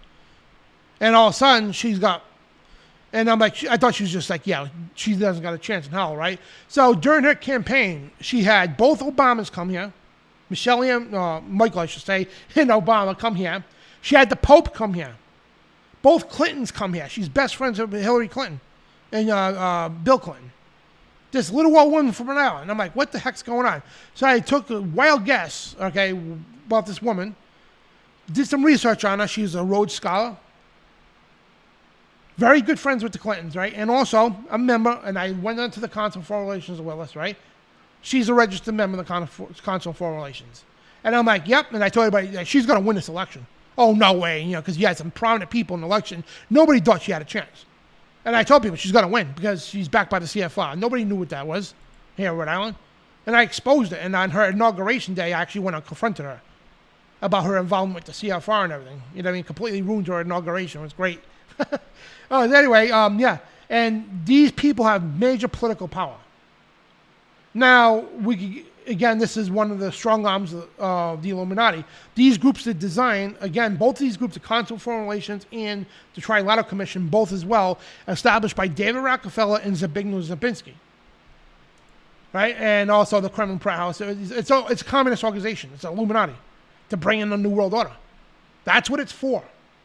Their secret meetings and everything else. Now, once you take a look at the symbol, what does that look like to you? Man raising his hand on a white horse. What does that look like to you? Remember that French king, Napoleon Bonaparte? That's exactly what that is. And Napoleon Bonaparte is very, very highly revered in the Illuminati. And look at that. Every time he stood for a portrait or something, he always proudly displays his Masonic membership right there. the right hand in the jacket, as we talked about in the show last week. And he also symbolizes the white horse, the rider on the white horse. So you got these two strong arms of the Illuminati, right? The false Christ, basically, on the white horse. And you got Metatron, the angel in the whirlwind. Not a coincidence, right? Yeah. So there's the Illuminati for you in the political world. They have completely take control of the political spectrum in the Illuminati. Now back to the Jesuits, right? The dark secret is the Jesuit order. Now, mind you, if you just joined the broadcast, the Illuminati came from the Jesuit order. That's where it originated from. It hid within the Jesuit order for hundreds of years. And now what they've done is they have merged into the churches here in America. Now back then, when this country started, there was no Catholic church, there was no Jewish synagogues, there was no Muslim mosque and all that. You had domination of Christianity. You know, like Baptists, Puritans, Quakers and all that. It was dominant Christianity in this country. We didn't have all this stuff back then, right? So, and believe it or not, the churches in America highly opposed anything to do with Rome. We didn't have Roman holidays like Easter, Christmas, and all that garbage. We didn't celebrate that because it's unbiblical. People, a 12-year-old knew the Bible better than most adults today. Most pastors, believe it or not. Because of them, you know, our country being systematically dumbed down, the education system and all that stuff, yeah, unfortunately these kids are not educated no more. You know what I mean? That's how it is, you know what I mean? So anyway, now they got their hooves inside the religious sect. So the Catholic Church came here, the Jesuits come marching through, and all of a sudden just opened the gates wide open for all these other religions and denominations. And in the 1800s, you had an explosion. From the 18 to the 1900s, explosions of different sects and all that stuff of Christianity. Now you have 10,000, 40,000 different denominations of Christianity because the Illuminati did that. They sent people in, prominent people within these orders, religions, I mean, and became notable, then drew people from that church into their own church, a twisted version, right? A watered down version, right? And kept going and going, create all these sects to completely dumb down Christianity. And how they do this, we did this, we showed this on our shows exposing the Jesuits, me and Trey Harris, right? So they came here and pushed this preterism idea, a preterism view of the biblical prophecy, right? So basically, the Jesuits come up with this garbage, Vestigo Arcana Census, in 1614, right, which ended up trickling here, and it's called preterism.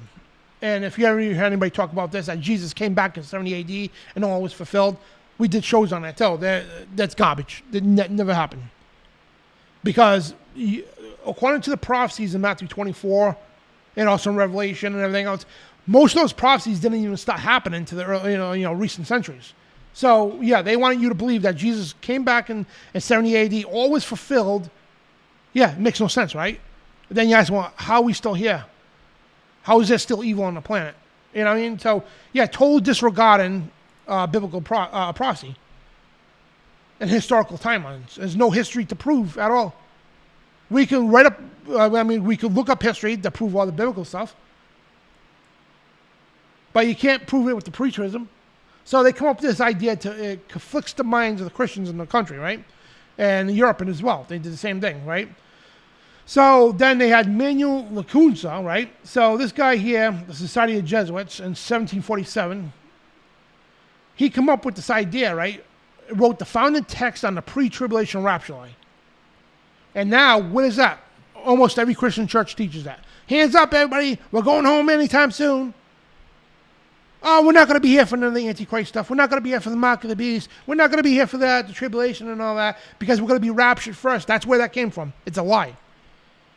Matthew 24 says, those who endure to the end shall be saved. And he says, immediately after the tribulation of those days, the sun, moon go dark, the stars are going to fall from heaven. Then Jesus comes to the clouds with great wonder and power. Then he sends his angels to all four corners of the earth to redeem his people. That's what you call a rapture, right? Yeah, that's after the tribulation. But this clown here decided, we're going to say it's before the tribulation. What did this do to the American churches? When it finally trickled over here in the late 1800s, early 1900s, what did this do to the churches out there? Think about that for a minute. They made them weak and pathetic. And you don't have the God-fearing Christian no more. Oh, we're not going to be here for none of that. And I've been in churches, I try to tell them, people in the churches, hey, what's going on in the world? I got told, Dan, don't worry about that. We're not going to be here for none of that. Don't let it bother you. I said, it's not bothering me. And yes, we are going to be here for that because the Bible says that. If you think for 1 minute, right, the apostles, you seen how they died, right? And persecuted and everything else. You think for 1 minute, if Jesus and God did not let the apostles escape that, right? What makes you think he's going to let you escape it? Because he says, those who endure to the end shall be saved. But in the doctrines in the churches today, they say, no, well, we're going to be raptured before that. That came from the Illuminati to dumb down the churches. And look how bad it's done. They made them weak as well.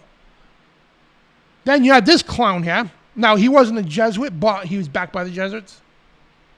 John Nelson Darby and Cyrus Scofield, right? So, the father of dispensationalism. Now, this guy is a clown altogether, right? Yeah, preached the once saved, always saved, the 10 Commandments are no longer valid, and also the pre-tribulation rapture. He actually spearheaded the pre-tribulation rapture. So if you ask how this garbage got here in American churches, well, thanks to this man right here, and also Cyrus Scofield, and also John Calvin as well. These guys are the ones who got this dispensationalist garbage from the Jesuits into the United States here, and in fact, it completely destroyed the churches here in America. Completely. Now, if you go into a mainstream church out there, you'd be like, oh, damn, what are you talking about? Oh, yeah, you better pay attention because just about everything that's taught in those churches is a lie. And it's to dumb down the churches. And you know how many Christians literally think they can do whatever the hell they want? And they're going to heaven? Oh, I'm saved by grace. I can do what I want. And not knowing that grace is not a free pass to sin. Yes, the Lord doesn't save you. You'll be condemned by the law. But it doesn't say the laws are abolished. These people saying the laws are abolished, they're saying the 10 Commandments are no longer valid. They're saying you can do whatever you want and you're going to heaven no matter what. Once saved, always saved. That is not true. That's not what the Bible says. But clowns like this, false teachers like this, are the cause of this confusion. All pushed by the Illuminati and the Jesuits, which is the same one and the same. And this really aggravates me, man. In the very thought, okay, of some clown, okay, and I'm trying to be nice about it, coming up to you to say, oh, the 10 Commandments are no longer valid. Oh, really? Who said that? Who told you that? Oh, the church said because of grace and all that stuff. Oh, didn't Paul say? And they take Paul out of context all the time. And I just, I'm doing books of Paul right now. I just got done with Galatians, whatever the case. And so Paul never said the laws are abolished. Because he said, do we make void of the law? He goes, no, God forbid. The grace is not a free pass to sin. But because of this garbage, they have systematically dumbed down the Christian church. And also pushing that Jesuit garbage, the big one. Oh, the Sabbath, the Sabbath is Sunday now. No, it's not. Oh, it's the Lord's Day. No, the Lord's Day is not Sunday. Never was, never will be. The Lord's Day is the Sabbath, the seventh day, Saturday. But they push it, and they justify them going to church on Sunday. Completely disregarding the Sabbath. Because, they all met at the tomb. That's a big excuse, right? The biggest excuse. Oh, if you read in Matthew, they all met at the tomb on the first day after the resurrection. Yeah, they did. And your point? Well, they met at the tomb. Yeah, did this become a weekly ritual? Did it say, Jesus or Paul, anybody say the Sabbath's been changed? No. Did they meet every Sunday after that? No. That was at one time. That's it. And you think the fourth commandment, okay, to keep the Sabbath holy, you think if there was change or abolish, you think there'd be a big write-up about it, right? No. Jesus is the Lord of the Sabbath. And Paul goes on in Hebrews chapter 4, right? 1 through 10. He says, the seventh day, he's actually reciting from Genesis chapter 2. Seventh day is the rest in him. The Father. And he goes on to say, if there was another day, we would have told you so. And he said, the Sabbath's made for man, not man for the Sabbath. Now, people misinterpret that all the time. Plain and simple. It means God set the Sabbath. You fit your schedule to him. It doesn't mean when you decide to take the Sabbath day off. No, that's not how it works. It's like a job, right? You go to a job at school. Your boss gives you a schedule. Your counselor gives you a schedule, right? You don't make your schedule. You're going to go according to their schedule. Now, same thing with God, right? He sets the days apart. The feast, which is not Easter, Christmas, the biblical feast, and the Sabbath. He makes those days. It's not up to you to say, oh, you know what, I'm going to take Tuesday as a Sabbath. God knows my heart. No, that's not how it works. Because of these dumbed down churches today, and this garbage, this Jesuit Illuminati garbage, people are dumb to the scriptures. And they'll take scripture way out of context. And even before you start questioning it, and stop pointing out these scriptures wrong, they'll quote this one, they'll quote that one, they'll quote the Pope, they'll quote a bunch of saints, they'll quote this clown. They'll quote all these people, but yet the scripture, no, they won't even touch it. Take Bible verses out of context. And it gets worse. So this, going back to the education system a little, right? The Jesuits, right? Pierre Teilhard Chardin, so we know with the evolution, right? He was a key pusher of the theory of evolution. So we all heard of Charles Darwin, right? Charles Darwin and his family, they were all into the occult. They were Masons, right? But it doesn't matter. Even Charles Darwin himself said this is not science, it's just a theory. And for some reason, when it comes to evolution, people think theory means fact. But everything else, theory means like just a theory, right? No, it's just a theory. He said, unless you can demonstrate it in a lab or observe it, it's not science. And if you look at, actually, I'm going to point that out, right?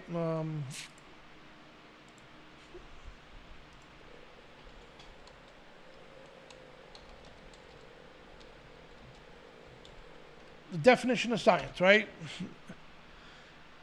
Observe and demonstrate, experimental, right? So to observe and demonstrate. So if you want to see if the fact that water freezes at 32 degrees, right? You do multiple tests at 32 degrees, and you see it freeze, right? So you can observe and demonstrate that. You can't do that with evolution. You can't. So after Charles Darwin, right? This clown and British paleontologist Charles Dawson, they spearheaded evolution and pushed it to the mainstream media. And they come up with the Piltdown Man, the fake, which is a hoax. They took a monkey's jawbone, filed it to fit the human skull, buried a couple of them, and called the press, oh, this is the proof. Because at the time, the education system wanted nothing to do with evolution. It was a joke. Even the scientific community, it's like, yeah, it's not science. Get out of here with that stuff. So they literally staged this massive hoax. The Piltdown Man. And also Lucy, too, is a big hoax, too. They staged these hoaxes, and all of a sudden, the scientific community had no choice. And plus the funding now they'd be getting threatened funding. From the Rockefeller Foundation, you're going to accept the evolution doctrine, or you're going to lose your funding. And they say most scientists support evolution. No, they don't. They have to say that because they'll lose their funding. They'll get kicked out of the schools and the universities. It's all a systematic idea by the Jesuits to dumb down the education system. So French Jesuit priest, scientist, paleontologist, theologian, philosopher, and teacher. He was a Darwinian in the outlook and the author of several influential theological and philosophical books to push evolution. Then you had this clown, another Jesuit, ordained Roman Catholic priest, and a Jesuit too, originated the theory of expansion of the universe, 1927, originated the Big Bang theory, 1931, member of the Vatican's Pontifical Academy of Sciences from 1936 to 1960, and he was one of the guys that come out to say that science and faith are compatible. And at this time, the evolution doctrine was getting pushed into the schools too. There's like a couple sentences, and then turned to a bunch of, it ended up overtaking the school books.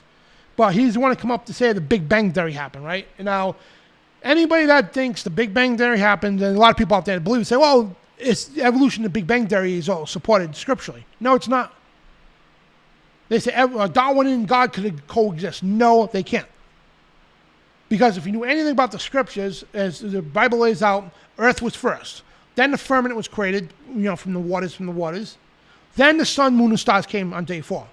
Now, the Big Bang theory teaches completely opposite. There was nothing in the universe, and this little dot exploded, and all the matter in the universe came, then eventually formed the galaxies, then the solar systems, then our sun, then the earth, and all that. Complete mirror image opposite what the Bible teaches. So, no, it's nothing at all, and it's not even science, to tell you the truth. Because a scientist will tell you, to make the cell phone right, you need an architect, you need a blueprint to make this work perfectly. It's not by chance. So they want you to believe this here needs a grand architect, right? And that. But everything in the universe well, the firmament, I should say, is all here by chance. Yeah. So that's where that stuff came from, to dumb down the education system. Nothing to do with God at all. And yeah, he was the father of the Big Bang Theory lie. George Lemaitre.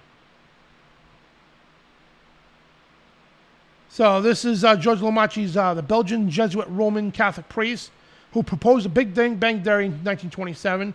And Pope in Lemaitre's time, Pope Pius XII, was delighted that the Catholic priest had conceived a scientifically valid creation story of the universe, even though it had nothing to do with the scriptures. And it doesn't. And I can't believe there's Christians out there that defend this. That's not. You know, we got I think it was a professor on Brown University here in Rhode Island. He was trying to defend evolution and the Big Bang Theory as biblical. It's not. Not at all. So now, we get more into the churches here. So what needed to be done? So now there is, if you're familiar with the IRS, the Tax Revenue Service, whatever the case, right? So when they get donations at the churches, so because it's a corporation, that's what a church is, right? And so the IRS end up stepping in the churches because the thing is they're protected by the First Amendment. We have a donation page in our, by the way, if you haven't noticed in the chat room there, we do have a donation page, which is not 501c3. We do have a donation page. And if you want to donate, that's great. We got a PayPal, Venmo, CashApp, and a Ko-Fi site, whatever the case. But yeah, it's in the links and description. But yeah, we take donations of that to support this ministry, right? But however, you don't need a 501c3 because we're protected by the First Amendment, freedom of religion. But what the IRS ended up doing to these major big ministries and churches, they created a little tax exempt status called 501c3. Now, I mean, if you get into the numerology stuff, and I don't really play too much into that, but if you look at 501, right, 501, 5 plus 0 plus 1 is 6, right? C and 3, which is 666. This is mainly for the churches. But yeah, that's another story altogether. So the IRS created this 501c3 to systematically go after the churches. They say, all right, you listen, we'll make a deal with you. And you have to follow this stamp, the procedures. We'll give you tax exemption, which they already have tax exemption because of the First Amendment, but they try to push that authority, right? We'll give you tax exemption. We don't have to pay taxes. And we'll give you grants and all that stuff, right? But you have to be under our contract. So you need to ask your churches out there if they're a 501c3. And if they are, you really need to depart from them. Because they're told the churches that, yeah, you listen, you can't down talk the government. And if the government wants you to do something, you do it. That's why during the last couple of years, can't mention what it was, they shut the churches down. And a lot of churches didn't resist it. Even though they had the authority to resist it. Even Trump said, you don't have to shut down. It's the First Amendment right. But they shut down because they're in compliance with the 501c3. That's why they did it. So this was another way for them to get their hooks, the Illuminati, their hooks into the churches again. And it's a 501c3 church and ministry exemption. So what they did is they corrupted into the churches, guys, and they really did a number on the churches. Oh, man, did they ever. And, yeah, they push all the dispensationalist garbage and all that stuff. And I'm just narrating, like, bullet points of all these things, guys. We could do shows on each subject altogether. And I'm just trying to give you a general overall idea of what's going on. So it wasn't only that. It wasn't only here in the United States. It was over in England, all the major countries, too. Then they started popping out. We had the King James Version of the Bible, the English versions, and all that, Geneva and all that. Then over the course of the 1800s, 1900s, and all that, especially 1900s, mysteriously, all these new translations started popping off. NIV, GNB, ABC, 1, 2, 3, New World Bible, yeah, all these started popping off by all these print companies. Completely altering scripture. Now, we'll take the NIV, for example, right? That's the leading one, literally, the Deception Bible. They took thousands of words away, hundreds of verses, completely gone. Then they'll defend, oh, no, the verses are still there. They're in the footnotes. Why are they in the footnotes, knowing that most people are not going to read the footnotes? Why don't you just leave it alone? But, oh, yeah, they're in the footnotes. They're not supposed to be in the footnotes. They're supposed to be there. Then, not only that, they go into key important words. They change or remove or edit, whatever the case, the key important words. Like we're getting, Mark of the Beast, right? And the King James, Geneva, all the way back to the original, right? It says it goes in your right hand, in your forehead, right? And this is just one of many instances. And you'll hear me say this a lot. But the New King James all the way up says on. That one letter, I-N-O, could literally mean your soul. No, it's not on your right hand or on your forehead. It's in. Big difference. And but that's what they've done to the Bibles. And all the time in the Christian forum chat rooms, you see people quoting the NIV Bible, the New Living Translation, New World Translation, all that. I think the Mormons use the New World Translation, if I'm not mistaken. And the Living Bible, the New English Bible. All these are corrupted Bibles. They're nothing but good for toilet paper. Because, and people say, well, it's a big deal. It's a couple of words. It's a big deal. Like I'm doing my Bible series videos. I just got up, started in Matthew, and now I'm in, just finished with Galatians. And we're still going on all the way to Revelation and all that stuff. And so I explain, if you don't know what a word means, it's got to change the whole outcome of the scripture. When you do a Bible study, right, it's supposed to be taking your time. If you don't know what a certain word means, stop where you are, go look it up. And look up the biblical meaning, not the regular meaning, because it changes over the centuries. And look it up and understand it, and take everything in context, because context is key. They don't do that. They take out important verses and all that, and the Illuminati's done this purposely, to water the word of God down, because they know they couldn't destroy it. They tried so many times. So again, what's the next best thing from destroying something is infecting it from within. Frankenism. And they exactly what they have done. All these garbage translations. Then Cyrus Schofield, John Nelson Darby, they come up with their own study Bible things and everything else. Yeah, and it's sickening and disgusting. It really is. What they have done in this country and all over Europe and all over the world now. And systematically dumbing down, again, the education system, the media, the churches, everything. You know what I mean? And that's what they have done. And it's not even counting the movies, the TV, the predictive programming they're putting in there to condition people for certain things. Like, condition people for a cashless society, for example. They'll have cartoons where the kids are waving their hands around on the scanner. Because they're implanted with chips and stuff like that. Because what it does is subconsciously conditions you for that, to accept that kind of a society. So the German Union we talked about, right? They've never went anywhere. Where is the German Union today?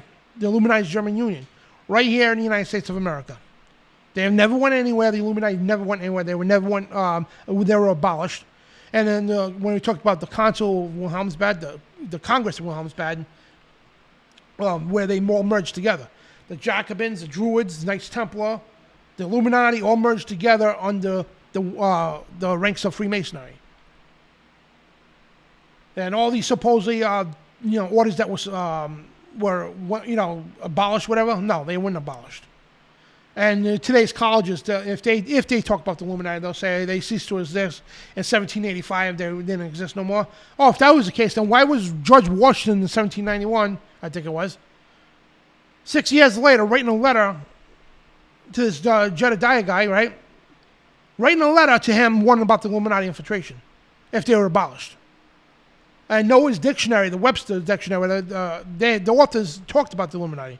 John Quincy Adams and all them. The Illuminati is very well influenced in this country. And the Bible says, a wicked man listens to evil lips. A liar gives ear to a destructive tongue. It's Proverbs 17:4. And lying lips are an abomination to the Lord, but those who deal truthfully are in his delight. Proverbs 12:22. And Revelation 21:8 says, but the fearful and the unbelieving and the abominable and the murderers and the whoremongers and the sorcerers, the idlers and the liars shall all have their part in the lake of fire which burns with fire and brimstone, which is the second death. Which, by the way, guys, I want you to really look at that verse for a minute. If the Ten Commandments were abolished, right? If they were, which they're not, why would Jesus say that? And you'd be like, well, why? He's not mentioning the Ten Commandments. Yeah, he is. You don't see commandments in there? Murderers, that's a sixth commandment violation. Whoremongers, that would fall into the seventh commandment, the adultery. Because he said even if you look at a girl lustfully, you're committing adultery, right? Sorcerers, that's divination and all that. Idolaters, right? What is that? That's a second commandment violation. Liars, that's a ninth commandment violation. So you're looking at what? 1, 2, 3, 4. 4 commandments listed in it. So if the 10 commandments are abolished, why would that be there? Why would Jesus waste his time saying this? Because here's the idea. Yeah, the 10 commandments never went nowhere. Plain and simple. It's unbelievable, really is. So if you need to get a hold of me, guys, go to Truth Radio Show. Well, yeah, Truth Radio Show at Outlook.com. It's my email address. So, yeah, I just wanted to give you guys a quick overall. I know it's quick, hour and 42 minutes. It's not quick, but the Illuminati Subversion Masters of Deception. And we were only scratching the surface. And every one of these little things we could went to whole shows on its own. That's how complex it is. And it goes in more and more and more into the center of the web. And I just try to lay out what has happened. Why do you think we're in a society now that's constantly lying to the public? Again, through the media, the TV, politicians lie out their rear ends. Oh, I got the red coat on. Yeah, I'm the good guy. I got the blue coat on. I'm the good guy. Yeah. And I'm going to beat you up and, take your sign because you support the blue guy. Oh, yeah? And I'm going to, dox you because you support the red brand. You know what I mean? That's what has happened. They divided people religiously, politically, everything. And that's what the Illuminati has done in this country. And you'll see it for yourselves. Come November, things are going to ramp up big time. Oh, man. You're going to see people out there when they're red or they're blue.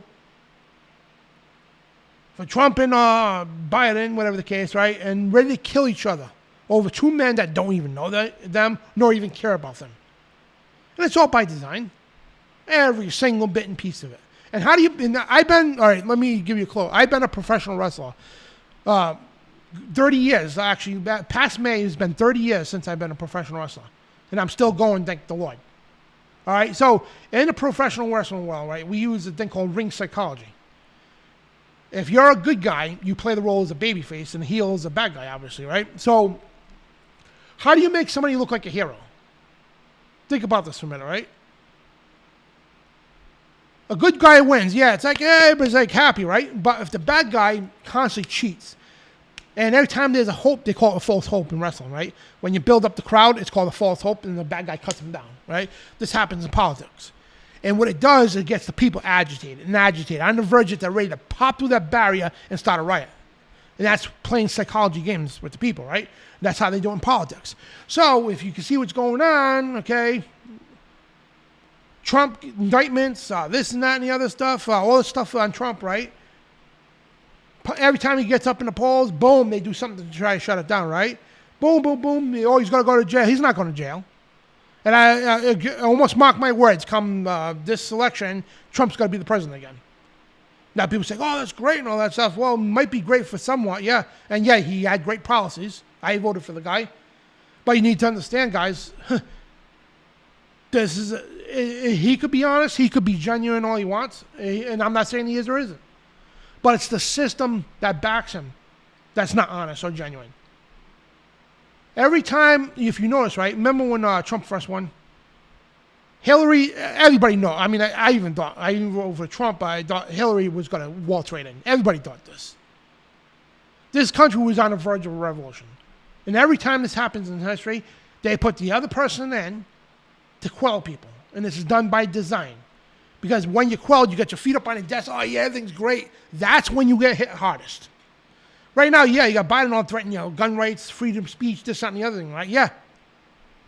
But when Trump was in, and how many patriots that I know too, they put their feet up on the desk. Oh, this is great. Yeah, letting their guard down. And what happened when they let their guard down? You can see all the tyranny that happened, that came along with it. It's going to happen again because this country's on the verge of a revolution. They know it. And to quell that, you put the other guy in. And regardless if he's genuine or not, I'm not judging the man's heart, but it's the system that controls him. That's what happens.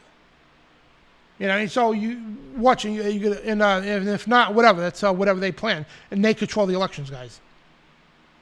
They control everything. Everything they do, it's all by design of some sort. You know what I mean? And it's a bunch of liars. Is right, Brian.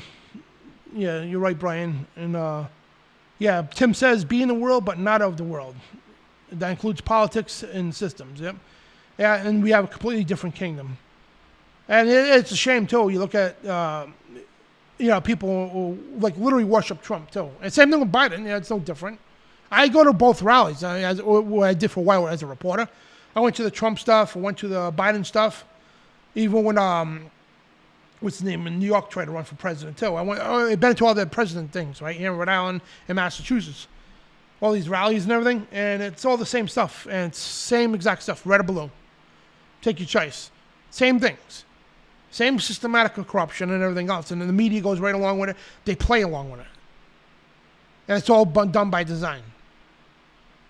You know what I mean? And people just can't see that. You can't tell them that. Man, come November, they're going to parade around with their red hats or their blue hats. And no matter how much biblical scripture you give them, how much truth you give them, they're still going to do it. And it's going to be the same thing back and forth. And back to the right to the blue, red to the blue, red to the blue, red to the blue. Nothing ever will change. It's done that way conveniently. And it's called a royal arch, right? So basically, you got two pillars leaning against each other. You got the Republicans and the Democrats. Now, yeah, and the people down here, they don't see that. They see this. They see two illusion of choice. They don't see at the top how it connects above the clouds. I'm just trying to paraphrase what I'm trying to say here. How they lean on each other, because without the other, they'll crumble. They need each other equally to support their system. They're two wings of the same bird, two sides of the same coin. Now, yeah, granted, and I'm not saying, okay, you got to understand this. Don't take my words out of context. In the Republican Party, at the lower levels, in the Democratic Party at the lower levels, the state and city and all that, even some federal, there are very good, honest people in these parties. I know a lot of them. I work with these people and help them out and all that. They're very good people. They're Christians and everything else, right? It doesn't mean the whole party's good. It's the people at the top that control it. So the people who run your town, like your city councilman or your state senator or state whatever, doesn't mean they're part of the system. Some are, yeah, but not all of them. It doesn't mean every Republican, Democrat are evil people.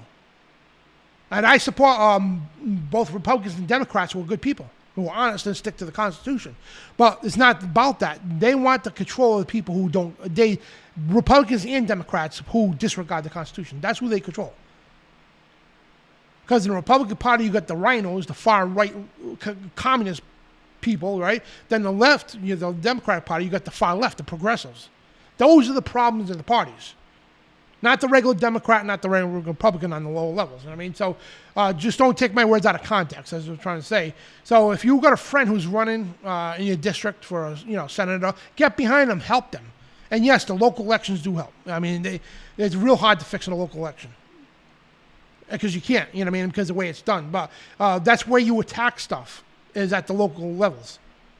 You know what I mean? And the local levels, you can do a lot of work, do a lot of good damage in a good way. So support a friend or a person that you know that's running for a low-level office, because that's where you can get stuff done. But yeah, as far as the top of the parties, man, they have completely taken control of them from day one. And it wasn't hijacked. People say, well, the Republicans Party started off good, but it was hijacked. No, it wasn't. It was started that way in the first place. Did Abraham Lincoln have good intentions when he pushed the Republican Party? More than likely, yes. More than likely, yes. But again, it's the people who control, people who are above the president's pay grade. Presidents are only puppets. They're not the know-all, be-all. They're just puppets that they get elected to push an agenda. And a lot of times the president, they can't do what they want. A president can't say, come out tomorrow and say, oh, I want this to be done, and that's it. No, that's not how it works. Congress has to approve of it, has to go through the court system and all that to even push that. Now, a president can push an executive order, yeah, but it's got to filter through the courts. So if the executive order violates the Constitution, the Supreme Court immediately can shut it down. Or Congress themselves could override it. You know what I mean? So presidents don't have that much power as you think. You know what I mean? So even though we got Biden running out of control here, right? It's not just him, because we got the people in the Senate just about supporting him, all that, the communists and all that. So there's a lot in the political world you got to understand with all that stuff, but I don't want to get off too that much on that. But I just wanted to go over this general idea, guys, and with the Illuminati and all that taking control of this country, and all systems all branches, basically. You know what I mean? The political, the schools, the education, churches, and they have done a mind job in this country. And I'm surprised I even myself, I have snapped out of it, because I used to love science and all that stuff, and I was so much indoctrinated with that garbage. And I can't believe I used to defend some of that stuff. And even though I used to question evolution, I really did, because it didn't make sense, not even scientifically. So, but yeah, man, this is, and if you guys want to get that book, man, it's Proofs of a Conspiracy by John Robeson. Good book. And again, these great books by David Carrico, The Great Seal of the Illuminati, what is the United States, whatever, but it's the same thing. The Egyptian Masonic, Satanic Connections of Freemasonry, How to Witness to a Freemason. They got tons of other books too. They got so go check it out. That category, the library, in FOJCRadio.com. Yep, they have fooled almost everybody. You're right, Danny Fisher.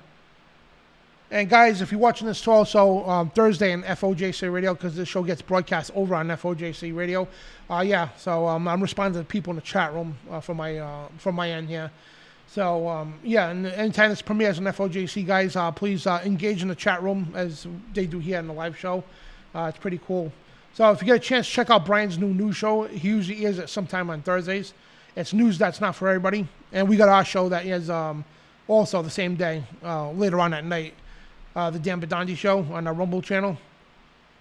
And also, if you like the show, guys, you want to support our broadcast, we get the links in the description and also in the chat room. If you want to donate, that's great. And if you can't, just pray. Either way, pray. If you donate, pray. If you don't donate, pray. That's what we need, donations mainly of prayers, because without that, we'd be in trouble. Spiritual attacks and everything else. So, and don't forget, tomorrow night, the Midnight Ride with David Carrico and John Pounders at 11 p.m. Eastern. So please check them out. And that's, now you see TV. So, thank you for tuning in to the Illuminati Subversion Masters of Deception. And usually do a Q&A show, and I apologize I can't do that tonight. Because next week I'm going to Indiana, because I'm a pro wrestler, so they're flying me out to Indiana to do a wrestling show. So it's going to be pretty cool. And I won't be able to broadcast live next Friday. So next Friday, we're going to do a little marathon. I'm probably going to assemble some old John Hall stuff. The shows we did with Brother John Hall. Whatever. We're going to come up with something. Or I was even thinking of pre-recording the show with John Pounders, which I think that's where we're going to go. Because John Pounders is going to be on tonight, but he's actually traveling too. So we're going to try to get together early next week and do a show. And we're going to pre-record it and air it next Friday. And, after I get out of the wrestling show, I'll, if you guys are still on, I'll engage with you guys on the chat. But the week after, we will be back live, and of course, and all that good stuff. So thank you all for tuning in. It's been a good show. And, again, I apologize we can't get to the Q&A and all that stuff. Hang on a second. Just lost my place over here. So, hang on a second. Here we go. I got so much stuff on my OBS here. Where are we? Show keys, not show keys. But here we go. All right, guys. So let me just say hello again to everybody in the chat room. What's going on, guys? And Harold and Bill, thank you guys for moderating the chat. And we usually start at 9 o'clock. I understand that, but we started a half hour early because I do got to work to make up the hours for the time I'm going to be missing for next week. So. Just want to check the comments real quick, and good night, and God bless you too, guys, and thanks for the heads up. Always seeing you in the chat and when we on your show. Yeah, thank you, guys. Thank you, Joanne. Demand Indiana wants to meet. Yeah, thanks, Lester. Yeah, God bless you, Craig, and Candy, and everybody else. So. All right, guys, I love you all, and God willing, we'll see you next week, and hopefully it's me and John Pounders. So, and again, it's going to be pre-recorded, but we'll see you live in 2 weeks. So, love you all, God bless, shalom, and remember, you are the resistance.